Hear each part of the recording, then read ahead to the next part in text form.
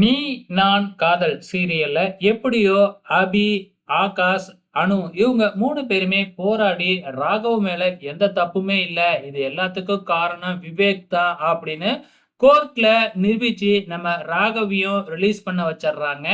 இப்ப என்ன நடக்குது? சுந்தரி என்னதான் மனசுக்குள்ள ஏமாற்றம் இருந்தாலும், இது எல்லாத்துக்கும் காரணம் இந்த அபி தான் அப்படின்னு சொல்லி அபி மேல பழிய போட்டு அபிய திட்டிக்கிட்டே இருக்கிறாங்க. இப்ப அபிக்கும் பாத்தீங்கன்னா, கொஞ்சம் மனசுக்குள்ள இன்கில்டி ஆயிடுது. நம்ம தானே இதுக்கு காரணம். நம்மளால தானே இவரு ஜெயிலுக்குலாம் போயிட்டு வந்திருக்கிறாரு. அப்படின்னு சொல்லிட்டு ரொம்பவுமே ஃபீல் பண்றாங்க. இதுக்கப்புறமும் நம்ம இவரு கூட இருந்து தொல்ல குடுக்க வேணாம். நம்ம வீட்டுக்கே போயிடலாம் அப்படின்னு சொல்லிட்டு, ராகவ் கிட்ட அதிகமா பேசாம, அங்கங்க சாரி அப்படின்னு சொல்லி எழுதி ஒட்டிக்கிட்டு இருக்கிறாங்க நம்ம அபி. ராகவுக்கு இப்ப அபி மேல கோவமும் இல்ல.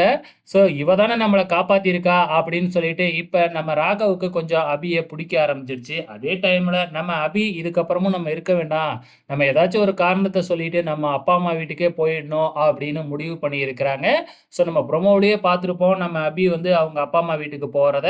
ஸோ, இதுக்கப்புறம் ராகவ் என்ன செய்ய போறாரு அப்படிங்கிறத பொறுத்திருந்து பார்க்கலாம்.